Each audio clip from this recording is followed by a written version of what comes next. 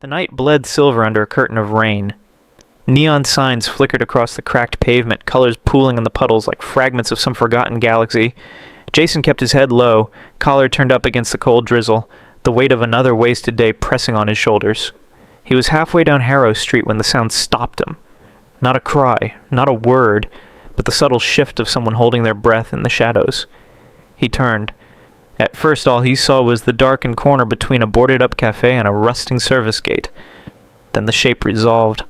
A figure crouched low, arms wrapped tightly around herself, motionless except for the slow rise and fall of her chest.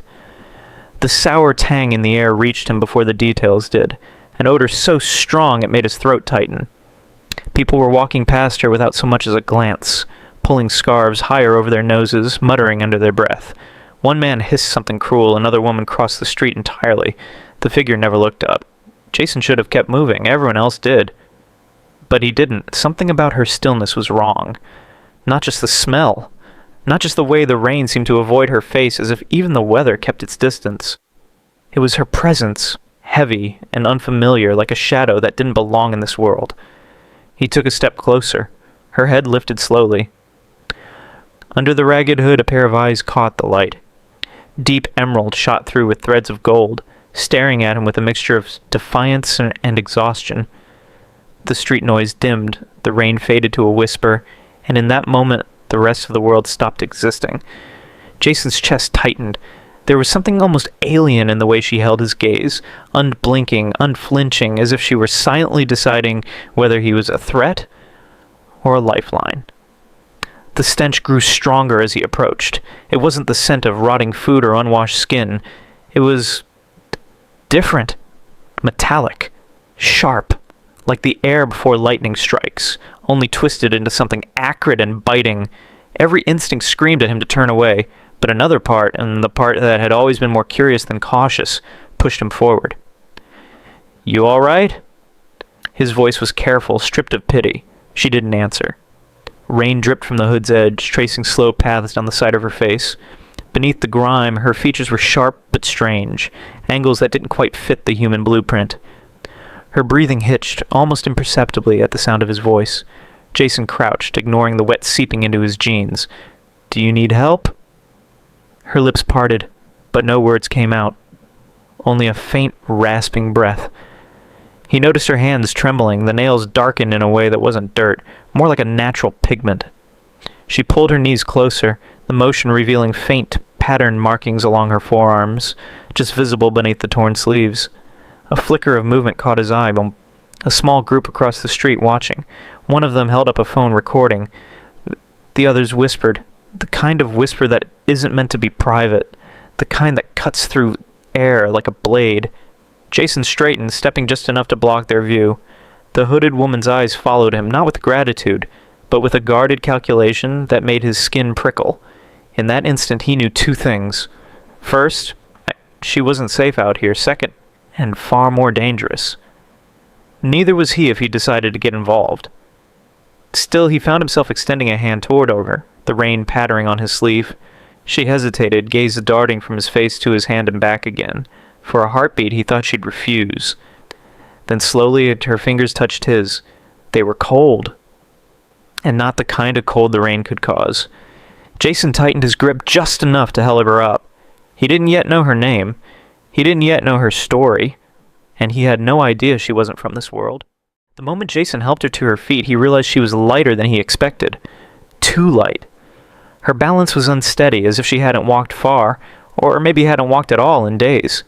She swayed, gripping his arm for a brief second before letting go, retreating into herself like a cornered animal. "Come on," Jason said quietly, unsure why he spoke in a tone he normally reserved for frightened children or stray cats. "Let's get you somewhere dry." The hooded figure didn't move at first. Her eyes flicked to the alley's exit, then to the crowd that had stopped pretending not to watch. Jason could feel their curiosity digging into both of them. A few had their phones out now, the glow of screens reflecting in the rain. Without thinking, Jason stepped closer, putting his back to the onlookers, shielding her from their view. "You can stay here," he murmured, "or you can come with me. Your call."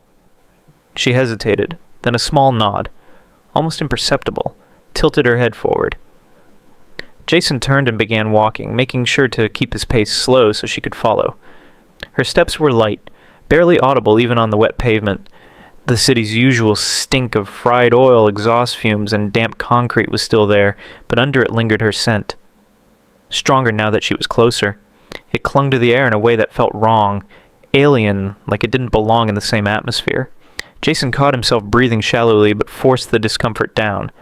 "Name's Jason," he offered as they moved past the shuttered storefronts. No reply. They crossed a puddle-streaked intersection, the rain softening to a drizzle. A lone streetcar groaned by, its windows fogged, and Jason noticed how she flinched at the sudden screech of its brakes. Her head turned sharply, eyes scanning the surroundings in short, precise movements, like someone trained to evaluate threats. "You live around here?" he tried again. This time she glanced at him. Her voice, when it came, was low and textured, like the hum of a distant engine. "No." The word was so simple, but it didn't sound like a human no. Her accent wasn't from any place he knew. He let the silence stretch, sensing that pressing her would only push her further away. When they reached the narrow stairwell leading to his apartment, she stopped at the base, staring up. It was as if she was calculating the stability of each step, assessing whether the structure could bear her weight. And Jason unlocked the door and pushed it open, stepping inside first to show her it was safe. She lingered in the doorway, her gaze sweeping across his small living room. Her eyes lingered on the bookshelf, and the faint hum of the old fridge, the coat rack by the door. All the things that would be invisible to a regular guest. But to her, they seemed like new variables in an equation she wasn't sure she wanted to solve. "You can sit," Jason said, gesturing to the couch. She moved forward with a grace that seemed unintentional, like her body was built for balance even when she was exhausted. As she lowered herself onto the couch, Jason caught sight of her hands again. Long fingers with joints that bent just slightly differently than his. He fetched a towel from the bathroom and handed it to her. She took it without thanks or hesitation, pressing it lightly to her face. When she pulled it away, he noticed faint streaks of dirt smudging the fabric. And under the grime, a hint of luminous patterning on her skin, so faint he might have imagined it. The smell in the room grew sharper in the enclosed space. Jason forced himself not to react. He busied himself boiling water for tea, though he doubted she'd drink it. From the corner of his eye, he saw her looking at the window, the door, then at him, measuring. "You hungry?" he asked, placing a mug on the table. A pause. Then, "No." Jason leaned on the counter, studying her. The way she held herself was unlike anyone he'd met, perfectly still unless she needed to move, her attention darting between details no one else would notice. And those eyes... They didn't just look at things. They read them. Finally, she spoke again, unprompted. "Why did you stop?" The question caught him off guard. "What do you mean?" "In the street, you stopped." Her tone wasn't accusing, just curious, as though he were studying cause and effect. Jason shrugged. "'Cause you looked like you needed help." Her gaze lingered on him, weighing the truth of that answer. Then she looked away, as if deciding not to push further. In the quiet that followed, Jason realized the two things. First, she didn't trust him yet. Second, whatever had happened to her out there, it wasn't just bad luck, and he couldn't shake the feeling that if he let her walk back into that rain, he'd never see her again. Jason didn't say much after that. The silence between them felt fragile. Too many questions could shatter it, send her bolting back into the wet night. Instead, he busied himself with small motions, rinsing the mugs, folding the damp towel she'd barely used, glancing at the rain that still whispered against the windows. She hadn't moved from the couch. Her posture was the same as when she sat, spine straight, knees together, hands resting lightly on her legs. But her eyes were everywhere, drinking in every flicker of light, every creak of the old building. Finally, Jason set the towel aside. "You can clean up here if you want. I've got a shower." Her gaze snapped to him, sharp, unblinking. "Why?" "Because..." He hesitated, searching for an answer that didn't sound like pity. "It'll make you feel better." She studied him for a moment longer, then looked away. "Water here," she said softly, "is not the same." Jason didn't know what that meant, but he gestured toward the bathroom anyway. "You can try. Hot water, clean towel, no one bothering you. For a long moment she didn't move. Then, without a word, she stood. Her steps toward the bathroom were slow, deliberate, as though she were walking into unknown territory. Jason followed her to the door, stopping just outside. "There's soap and shampoo in there. Use whatever you need." She stepped inside, closing the door with a quiet click. The sound of running water came a moment later, hesitant at first, like she was testing it. Then the flow steadied. Steam began to curl from under the door, carrying with it the faint metallic tang of her scent. Jason tried to busy himself in the kitchen, but curiosity kept dragging his eyes to the closed bathroom. Minutes passed. The scent in the air shifted, not gone, but changing. It was less acrid, replaced by something faintly sweet, like wet stone and fresh earth after a storm. He didn't realize he was leaning against the wall near the door until the sound of the shower stopped. The door opened slowly. Xara stepped out, wrapped in the towel he'd left for her. Her hair, if it could be called that, was slicked back, revealing its true nature, fine, thread-like filaments that caught the light in shifting colors from deep teal to shimmering silver. Her skin, now free of grime, was a deep, lustrous green that seemed to drink in the dim light and give it back in soft glows. Jason froze. There were patterns along her arms, shoulders, and collarbone, faint lines that pulsed with their own rhythm like veins carrying light instead of blood. They weren't tattoos. They were alive. She caught him staring. Her expression didn't change, but she shifted the towel slightly higher, covering more of herself. "Better?" she asked, as if the answer mattered less than the act of asking. Jason nodded slowly. "Yeah, better." She stepped past him into the living room. The movements were the same as before, and indeed deliberate, precise. But now they carried a strange fluidity, like water flowing in human form. Jason noticed faint scars running along her ribs and the back of her forearms. They were too clean, too even to be from accidents. They looked like the aftermath of controlled cuts, maybe surgeries or experimentation. She sat back on the couch, pulling the towel tighter.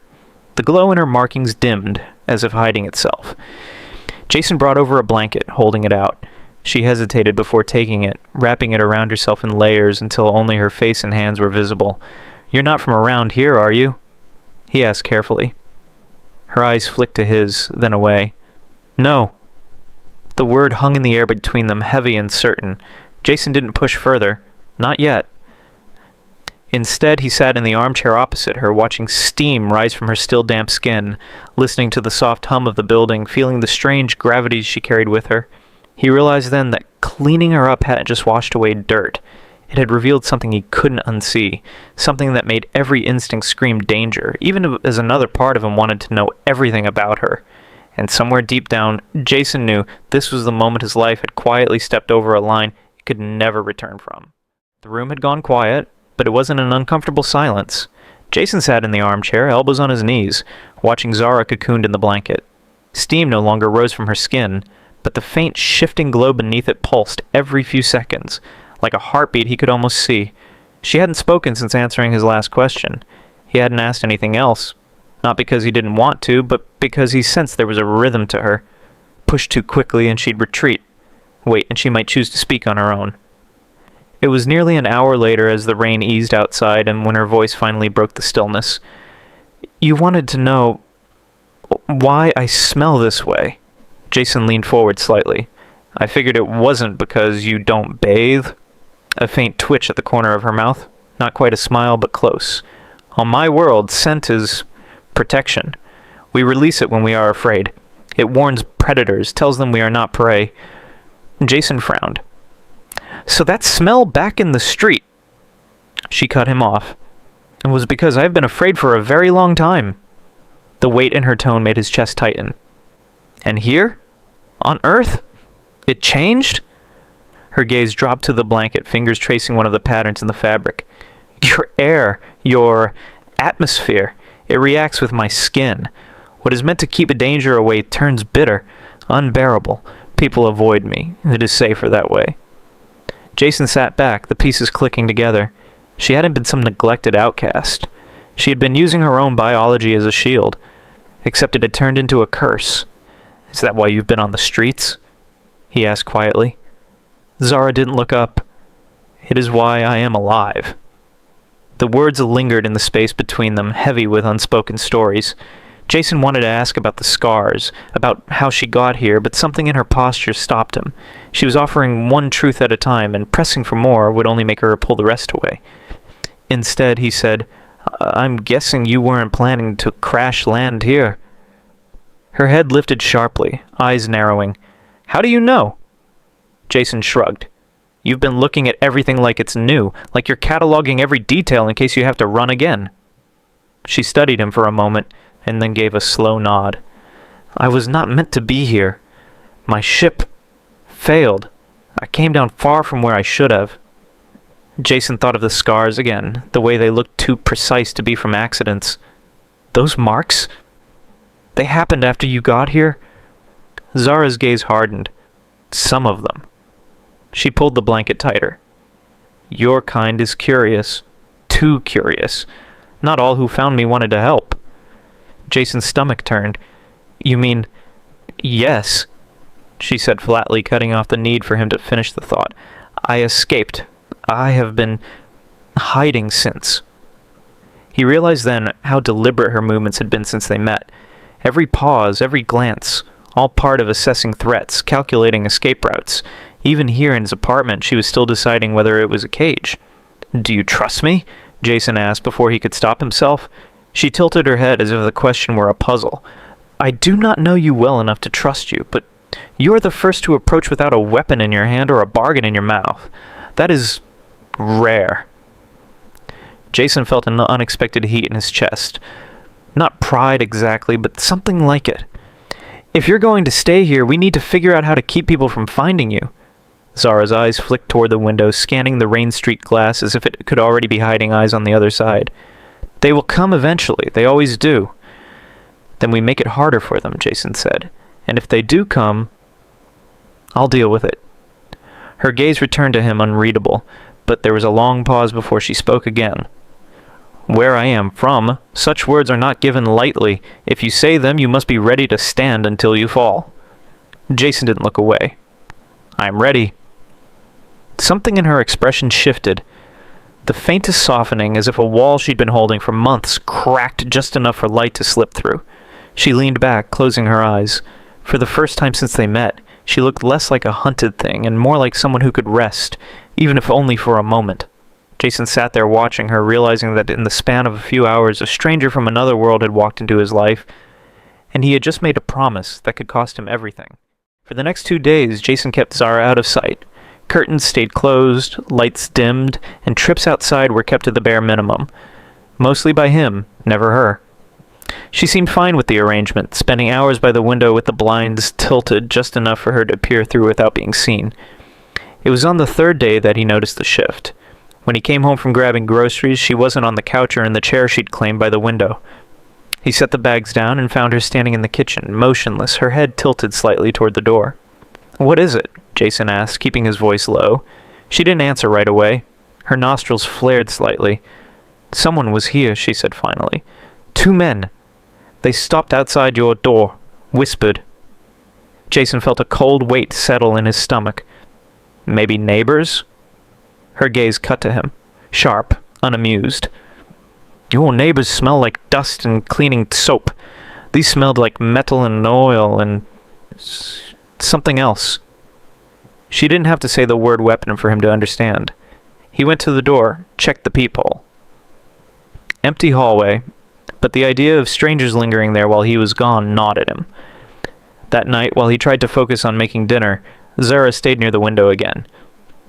"Don't stand too close," Jason warned. "I know how to not be seen," she replied without looking at him. "You are the one who does not." It was meant as a tease, maybe, but the truth in it stung. By the following evening, the whispers had reached the street. Jason overheard 2 teenagers talking as he walked past them toward his building. "Yeah, I'm telling you, green skin. Not like makeup, like real. Guy's hiding her upstairs." He kept walking, but his heart pounded. He hadn't realized how quickly rumors could grow legs. Inside, Xara was pacing. "There are people outside," she said the moment he closed the door. He moved to the window, careful to peek through only a small slit in the curtain. She was right. 3 figures stood across the street, pretending to smoke while keeping their eyes on the building. Another leaned against a lamppost, phone in hand, camera angled subtly upward. "They're watching," Jason muttered. "Yes," Xara said, "and not just them. There are others who hide better." Jason turned to her. "What do they want?" Her expression was grim. "If they are from your governments, they want to study me. If they are from my kind, they want to take me before I can speak." That last part had hit harder than he expected. "Speak about what?" Xara hesitated. "My crash was not an accident. Someone did not want me to reach my destination." Jason stared at her. "So, there are more of you here? On Earth?" She didn't answer, and that silence told him more than the words would have. The figures outside didn't leave that night. Jason checked more than once, always finding at least one shadow lingering. Sleep didn't come easy, every creak of the building sounding like a footstep. By morning the watches were gone, but the tension remained. Jason sat at the kitchen table, head in his hands, while Xara stood by the counter. "They'll be back," she said simply. Jason looked up. "Then we have to figure out a way to move you before they get too close." "Move me where?" she asked, her tone calm but her eyes sharp. "Somewhere they won't find you, somewhere remote." She tilted her head, studying him. "You would leave your life for this?" "I'm not sure I have much of a life to leave," Jason said, "but I'm sure I don't want to watch them drag you away." For a moment neither spoke. Then Xara nodded slowly. "If we move, it must be tonight, before the next ones come." Jason glanced at the clock. Less than 12 hours to plan an escape from people, and maybe beings? He didn't understand. And deep down he knew this was no longer just about keeping her safe. Whatever she was caught in, he was now part of it. The night was silent, except for the faint hum of the city beyond Jason's window. Xara sat on the edge of the couch, her hands clasped together so tightly that her knuckles, if they could be called that, were pale beneath her green skin. Jason stood across from her, leaning on the wall, his mind in a war with itself. Earlier that evening, the truth had been delivered not in whispers, but in the sharp clarity of a broadcast that spread across the intercity comms. The alien fugitive must be surrendered to Earth authority immediately. The penalty for harboring her was severe: imprisonment, confiscations of all assets, and permanent surveillance. He remembered Xara's eyes when the message played. They hadn't widened in fear. They had darkened like a storm cloud over still water. She had known this was coming. She had always known. "You don't have to decide now," she had murmured, her voice heavy with a resignation that hurt him more than the threat itself. But Jason did have to decide. The walls felt like they were closing in. Every scenario in his mind ended with one of them losing everything. Either he betrayed her to the authorities, or he defied the law and became a fugitive himself. Xara finally broke the silence. "You've been kind to me, Jason. Kinder than anyone I've met on this planet. That kindness shouldn't cost you your life." He looked at her. Really looked at her. She was no longer the trembling, self-conscious figure he'd first met, smelling of fear and isolation. She was stronger now, her posture confident, her gaze steady. But beneath that strength, there was still a loneliness so deep it threatened to drown her. "You think I'd trade you for safety?" Jason said finally, stepping forward. "They can take my home. They can take everything I own. But they don't get to take you." Her lips parted slightly, not in surprise, but in something else. Something softer. Gratitude, perhaps. Or maybe it was the realization that someone had finally chosen her, not because they had to, but because they wanted to. The decision was made. There would be no going back. Jason began gathering supplies, food, water purifiers, the few credits he still had, and a compact holomap device. Xara didn't ask questions. She simply moved to help, pulling her gloves tighter and securing the clasp of her travel gear. The plan was simple but dangerous. Leave the city by nightfall, head toward the abandoned transport tunnels, and from there find passage on a smuggler's craft heading off-world. Jason didn't even know if the smugglers would accept them, but it was better than waiting for the knock on the door. As they worked, there was an unspoken energy between them, an awareness that every gesture, every glance might be their last. He caught her watching him more than once, as if trying to memorize the shape of his face, the way his eyes narrowed in thought. Finally, as they prepared to leave, Xara placed a hand on his arm. "Jason, if it comes to it, if they catch us, promise me you won't fight for me, let them take me. You still have a chance to live free." He shook his head immediately. "You still don't get it, do you? My life stopped being just mine the day I met you." They left under the cover of shadows, the city lights casting long beams across the cracked streets. Every sound felt amplified, the whir of a distant patrol drone, the hiss of a vent pipe, the pounding of their footsteps against the pavement. Jason had made his choice, and in doing so, he had crossed an invisible line between safety and danger, between the life he knew and the one waiting beyond the horizon. Somewhere in the distance, the faint rumble of an approaching hovercraft echoed through the air. Whether it was friend or foe, Jason couldn't tell. But one thing was certain. There was no turning back now. And as Xara walked beside him, her head held high despite the uncertainty, he knew that whatever came next he would face it. Not because he had to, but because for the first time in his life he wanted to fight for something. For someone.